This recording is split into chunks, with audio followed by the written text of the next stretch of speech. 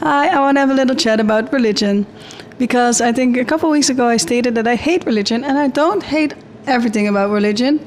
I just hate some parts of it. And I would love to elaborate on that. And I want to start with the religion Christianity because it's the religion I know most about. I went to Catholic primary school, Christian high school. I was in a church choir. I went to Bible group. I was baptized, I had my first communion, I had my confirmation, less to kind of being because of the presents and the gifts you got as a child.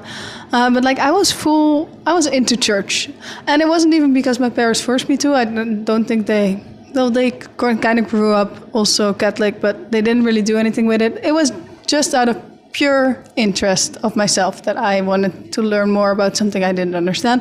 And then at some point I was like, well, these guys are telling something I do not fully agree with, and also it is just really boring, and I do also really believe in fun. So then I sort of switched away, and like I left that behind in my past, and I forgot about it. And I also, within doing that, I also stopped believing in a God.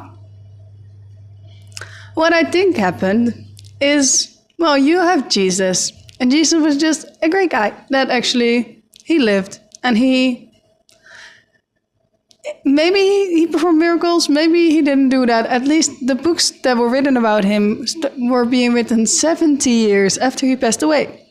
So there's a guy, he's very conscious, he has a lot of knowledge, he's telling the knowledge to the people write it down, and then they translate that book multiple times. Then some people take that book, then use it to sort of manipulate people because it's easy to gather people that believe in something and then force feed it to everybody who doesn't believe in it, and then do just things that are morally wrong. And also, I think if Jesus saw them, he would rise from the dead.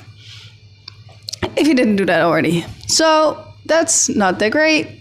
But so the fact that the church lost its power and people don't believe in Christianity anymore in the way that they used to, that's actually kind of nice.